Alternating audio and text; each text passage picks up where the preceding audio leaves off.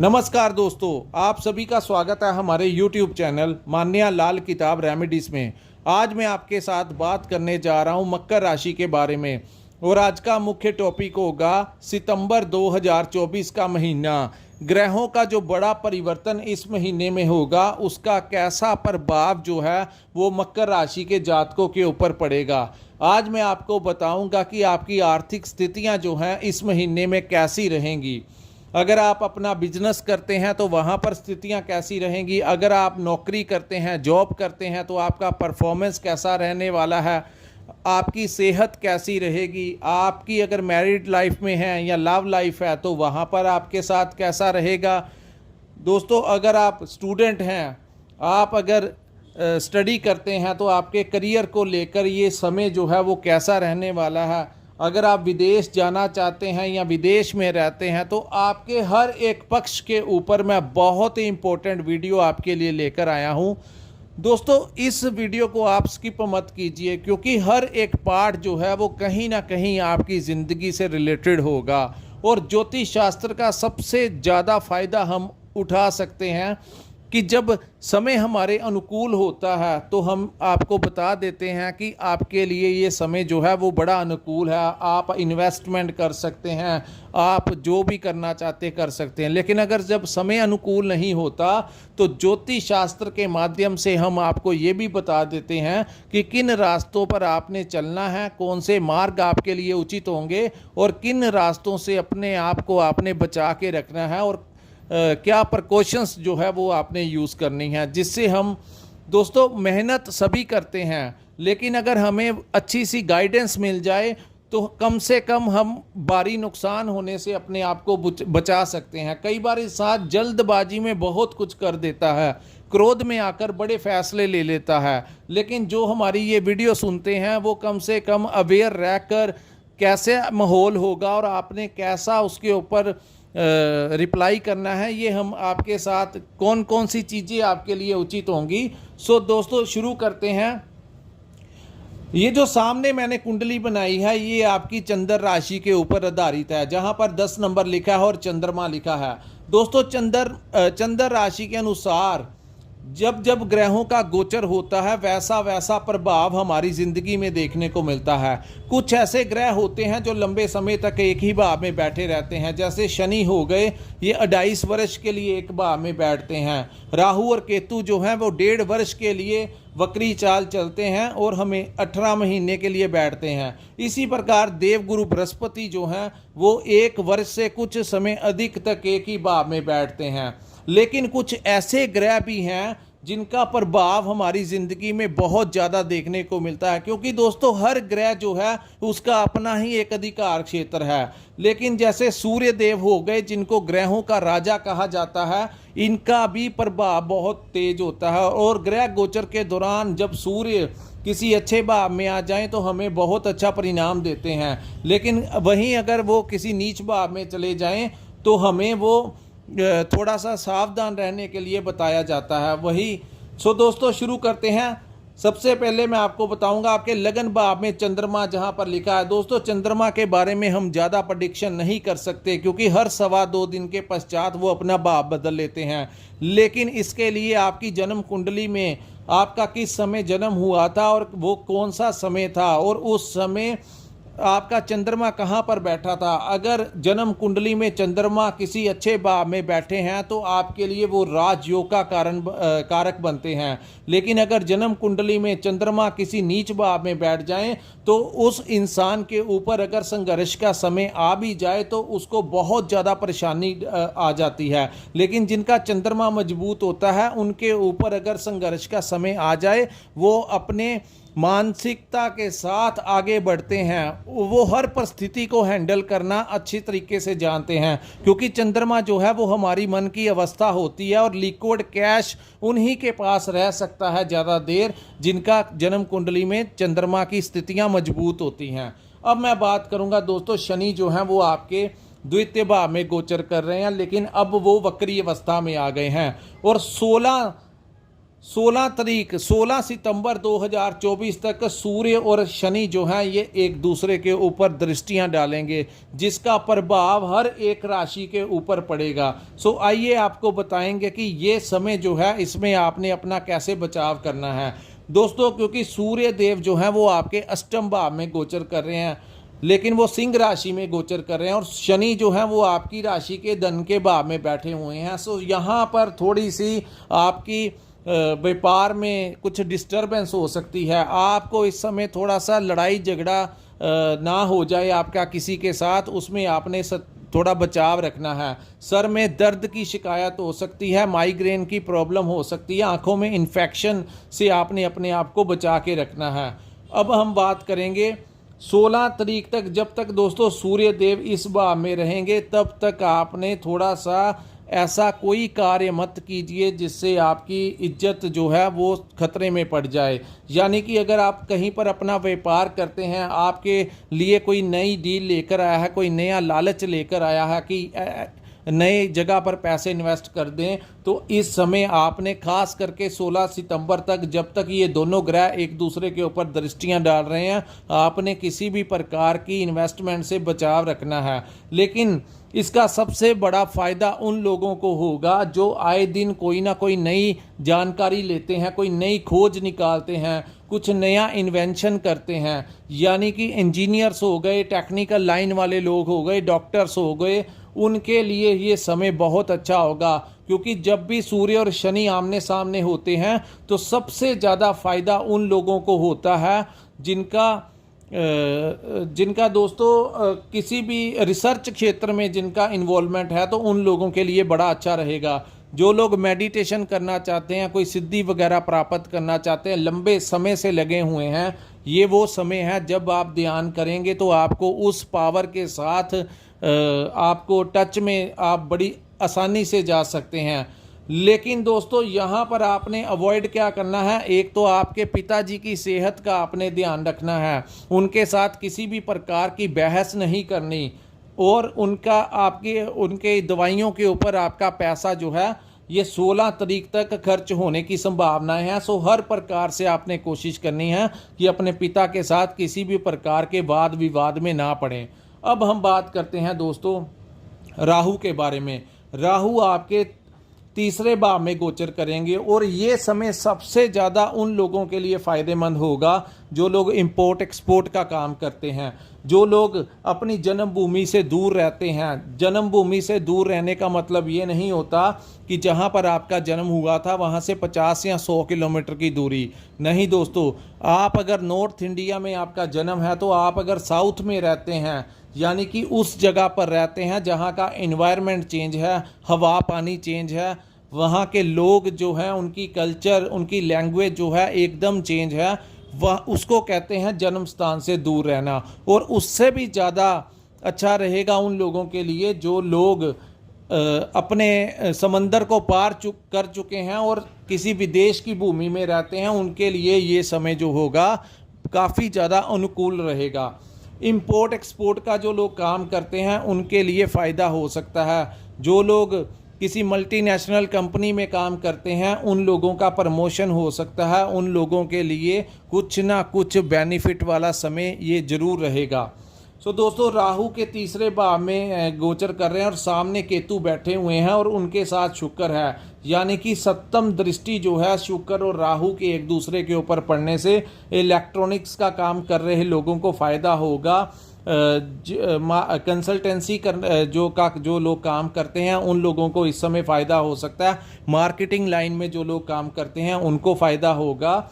और साधारणतः ज़्यादा फ़ायदे वाला जो समय होगा दोस्तों वो आपका 16 मिडल ऑफ द मंथ के बाद का जो समय होगा वो ज़्यादा फेवरेबल रहेगा।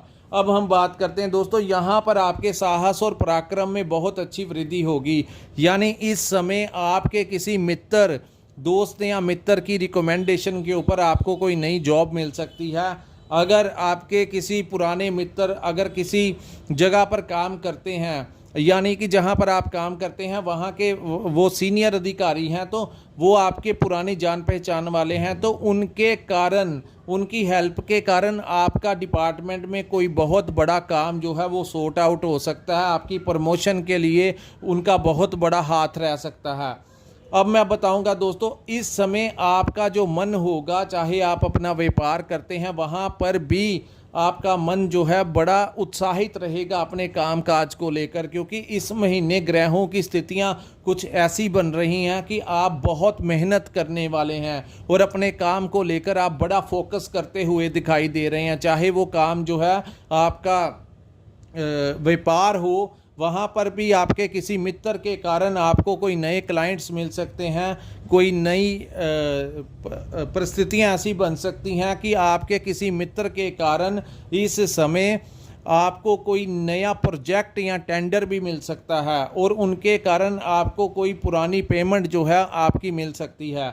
लेकिन दोस्तों यहाँ पर आपने थोड़ा सा ध्यान रखना है कि आपका कोई एक्स्ट्रा मैरिटल अफेयर में मत चले जाना, क्योंकि शुक्र और केतु इस समय युति बनाकर बैठे हैं और आपके भाग्य भाव में बैठे हैं। इस समय भाग्य में थोड़ा सा आपको प्रॉब्लम क्रिएट कर सकते हैं। उसका कारण ये है कि शुक्र जो है वो कन्या राशि में गोचर कर रहे हैं और 16 तारीख को शुक्र यहाँ से निकलकर दसम भाव में चले जाएंगे। शुक्र का भाग्य भाव में बैठना बहुत अच्छा होता है, लेकिन वो नीच भाव में बैठे और केतु साथ में है, तो कहीं ना कहीं आपकी जो इसके ऊपर दोस्तों मंगल की भी एक दृष्टि रहेगी, जिसके कारण इस महीने आपका मन करेगा कि आप तामसिक भोजन का सेवन करें। आपका कुछ लोगों का मन करेगा अपने दोस्तों के साथ बाहर घूमने जाने का और ड्रिंक वगैरह करने का, नॉन वेज खाने का, और आपका बहुत तेज मसालेदार खाने का इस महीने मन कर सकता है और बड़ी संभावनाएं हैं। दोस्तों इस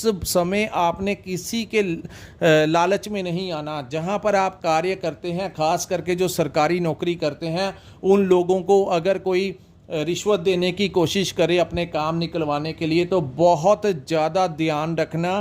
कहीं ना कहीं आपके डिपार्टमेंट में आपको कोई ट्रैप कर सकता है। किसी के साथ फ़ोन पर बात करेंगे तो किसी अधिकारी के बारे में आपने चुगली नहीं करनी, यानी कि कॉमन लाइफ में भी आपने इस समय किसी के साथ फ़ोन के ऊपर बात नहीं करनी।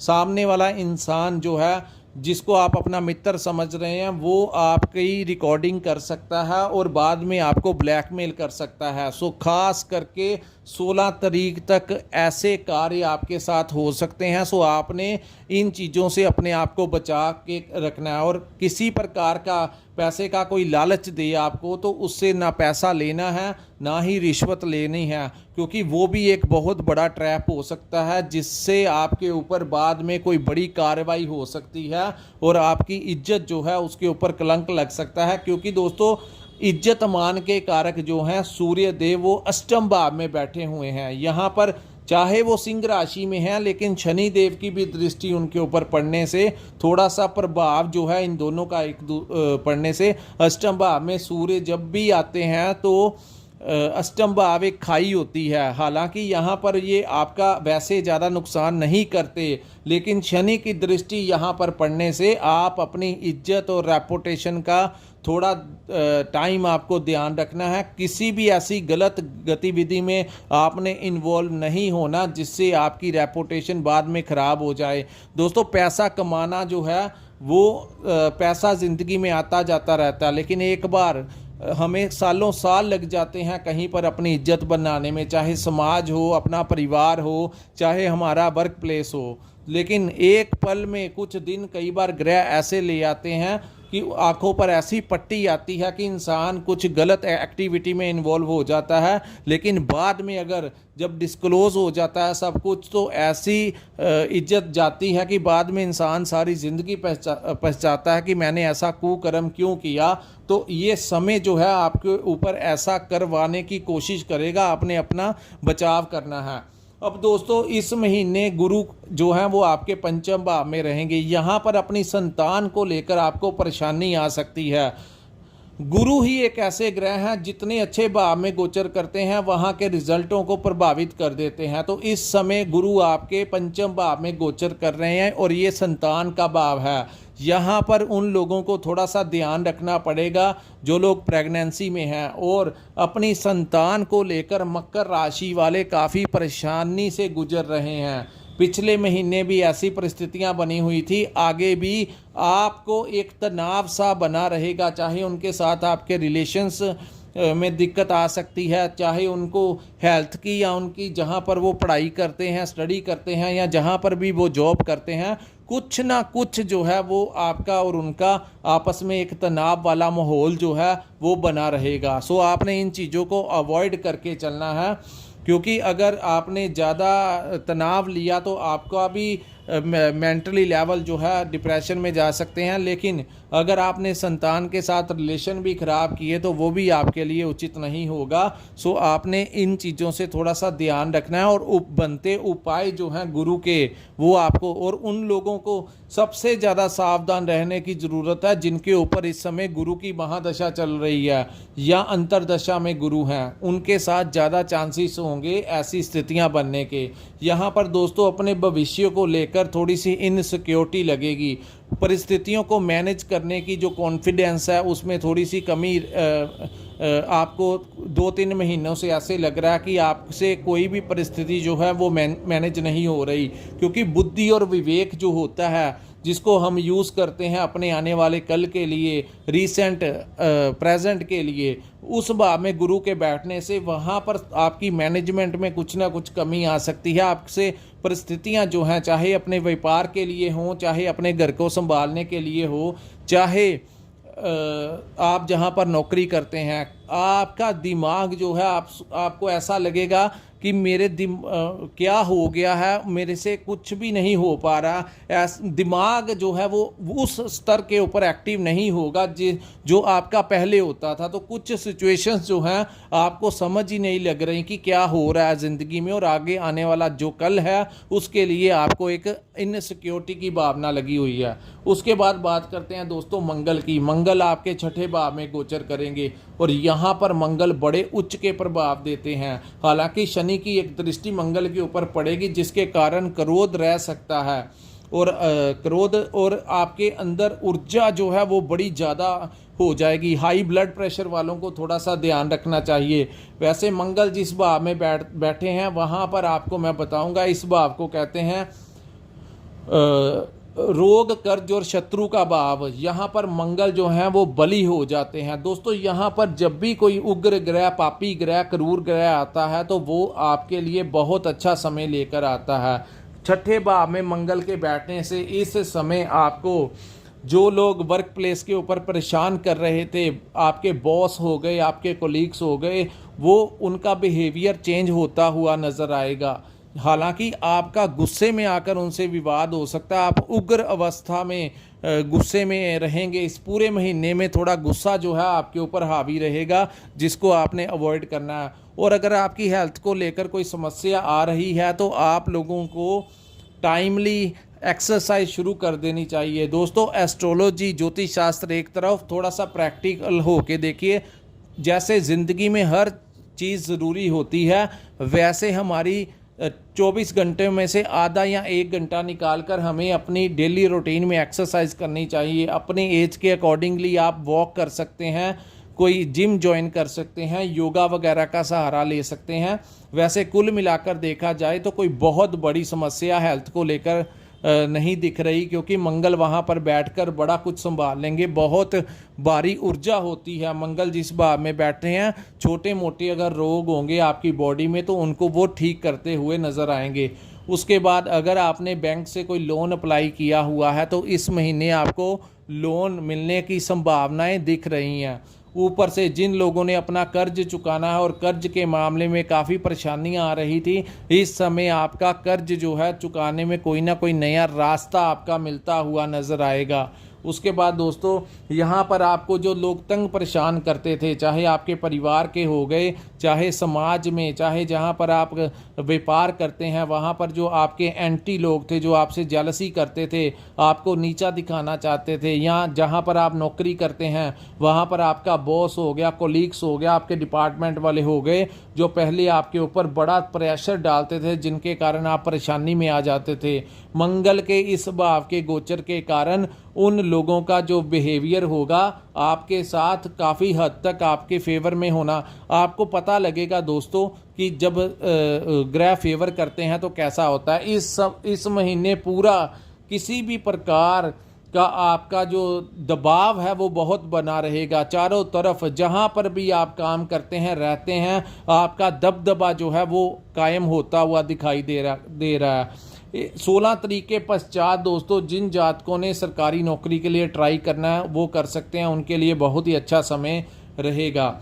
गुरु की एक दृष्टि जो है वो आपके लाभ के भाव में पड़ने से आपके व्यापार में गुरु जहाँ पर बैठते हैं उस भाव के परिणामों को परेशानी में डाल देते हैं, लेकिन जहाँ पर दृष्टियाँ डालते हैं उन भावों के परिणामों को बड़ा पॉजिटिव कर देते हैं। तो यहाँ से गुरु की दृष्टि 7वीं जो है वो आपके लाभ के भाव में पड़ने से 16 के पश्चात जैसे ही सूर्य देव यहाँ से निकलकर भाग्य भाव में आएंगे और शुक्र जो हैं वो भाग्य भाव से कन्या राशि से निकल आपके 10वें भाव में तुला राशि में आएंगे, तो 16 के पश्चात का जो समय होगा आपके क्लाइंट्स बढ़ेंगे, आपकी आमदन बनेगी, शेयर मार्केट से आपको अच्छा खासा लाभ होगा। चारों तरफ से पहले से बहुत अनुकूल जो है वो वातावरण रह सकता है। पैसे के मामले में आर्थिक पक्ष जो है वो मिडल ऑफ द मंथ के पश्चात आपका मजबूत होता हुआ दिखाई दे रहा है। यहाँ पर दोस्तों इस समय आपको थोड़ा सा अपनी वाणी के ऊपर भी कंट्रोल करना होगा कहीं, क्योंकि गुस्से के कारण आपको कठोर शब्दों का इस्तेमाल नहीं करना, नहीं तो आपके जो रिलेशंस हैं उनमें दिक्कत आने की संभावनाएं हैं, चाहे वो आपके मैरिड लाइफ हो चाहे लव लाइफ हो। अगर वैसे तो सब कुछ अनुकूल रहेगा, लेकिन अगर छोटी छोटी बातों को लेकर आपने क्रोध में आकर सामने वाले को के साथ कुछ हिंसक हो गए या आपने गुस्से में आकर कुछ अपशब्द बोल दिए, कठोर शब्दों का इस्तेमाल किया, तो चाहे वो आपका किसी भी जगह हो, चाहे परिवार हो चाहे वो आपका वर्क प्लेस हो, वहाँ पर तनाव का माहौल पैदा हो सकता है। सो आपका फोकस जो है वो अपने काम के तरफ रहने से ही आपका लाभ होगा। अगर आपने अपने रिश्तों में खास करके पिता के साथ बहस होने की बहुत ज़्यादा प्रॉब्लम्स जो हैं वो दिख रही हैं, लेकिन जैसे ही इस महीने दोस्तों चाहे सूर्य देव 9th हाउस में भी आ जाएंगे, वो भी पिता का भाव है और अग्नि तत्व के ग्रह होने के कारण आपके पिता के साथ इस महीने कोई वाद विवाद हो सकता है, उनकी हेल्थ को लेकर समस्याएं आ सकती हैं। इवन देन कि आप अपने गुरुओं के साथ भी किसी प्रकार की बहस मत कीजिए। गुरु का मतलब सिर्फ आध्यात्मिक गुरु ही नहीं होता दोस्तों, गुरु का मतलब होता है जो हमें अपने काम सिखाता है। चाहे हम स्टडी करते हैं तो वहाँ पर जो टीचर हमें पढ़ाते हैं वो भी हमारे गुरु होते हैं, और जहाँ पर हम काम करते हैं वहाँ पर भी जो हमारे सीनियर होते हैं जो हमें गाइड करते हैं वो भी हमारे गुरु ही होते हैं। तो उनके साथ भी आपका कोई ना कोई वाद विवाद जो है वो इस महीने रह सकता है। आपने हर प्रकार से कोशिश करनी है कि इन चीज़ों से आपको दूर रहिए और उनके साथ किसी भी प्रकार की बहस में मत पड़िए। वहीं दोस्तों भक्ति भावना जो है वो इस समय आपकी बढ़ती हुई नज़र आएगी, जैसे कि आप मंदिर जा सकते हैं या जिस भी धर्म के साथ आप रिलेटेड हैं, क्योंकि 9वें भाव में केतु के बैठे हुए हैं और गुरु की दृष्टि केतु के ऊपर पड़ रही है। यहाँ पर आपको रिकमेंड करूँगा कि आपको केसर का तिलक लगाने से बहुत ज़्यादा फ़ायदा मिलेगा, और बहुत ज़्यादा परिस्थितियाँ अगर आपकी ठीक नहीं चल रही तो वो भी आपको केसर का तिलक इस समय आपके लिए बहुत बड़ा उपाय होगा, जो आपको करने से अत्यंत लाभ मिलेगा। उसके बाद दोस्तों जो लोग विदेश जाना चाहते हैं 16 के पश्चात का जो समय है आप अपना वीज़ा अप्लाई कर सकते हैं, आपको वीज़ा मिलने के चांसेस बढ़ जाएंगे। शुक्र जो है 16 के पश्चात 10वें भाव में आ जाएंगे और ये हमारा कर्म का भाव हो गया। यहाँ पर जैसे ही शुक्र आएंगे आपके कर्म स्थान में से आपको बड़ा लाभ मिलेगा। यहाँ पर आप अपने पार्टनर के साथ घूमने फिरने जा सकते हैं, अपने लिए नई खरीदारी कर सकते हैं, रेस्टोरेंट में खाना खाने जाएंगे, गिफ्ट लेंगे, अपने लिए परचेजिंग कर सकते हैं, कोई नया वाहन ले सकते हैं। और अगर आप विदेश जाना चाहते हैं तो उसका जो टाइम होगा वो बहुत ही अच्छा होगा। और इस समय विदेश में रह रहे जो लोग हैं, जिनका जन्म स्थान इंडिया है लेकिन अपना काम काज करने के लिए वो विदेश गए हुए हैं, उनकी सैलरी बढ़ सकती है या उनका वहाँ पर प्रमोशन हो सकता है, या फिर अगर वो अपना कोई व्यापार कर रहे हैं तो ज़्यादा चांसेस होंगे इस महीने उनके व्यापार में काफ़ी बेनिफिट आपको मिल सकता है। सो दोस्तों, ये था ओवरऑल मकर राशि के लिए सितंबर 2024 का महीना कैसा रहेगा। अगर आपको हमारा ये वीडियो अच्छा लगा हो तो कृपया इस वीडियो को लाइक कीजिए, हमारे चैनल को सब्सक्राइब कीजिए और नीचे कमेंट सेक्शन में कमेंट कर कर ज़रूर बताया कीजिए कि आपको हमारा ये वीडियो कैसा लगा। जिन जातकों ने अपनी कुंडली का विश्लेषण करवाना होगा, कृपया हमारा एक नंबर जो है स्क्रीन के ऊपर दिया हुआ है, वहां पर आप हमारे साथ संपर्क करके अपनी कुंडली का पूर्ण विश्लेषण करवा सकते हैं। इसी के साथ इस वीडियो को मैं विराम लगाता हूं। नमस्कार, जय माता दी।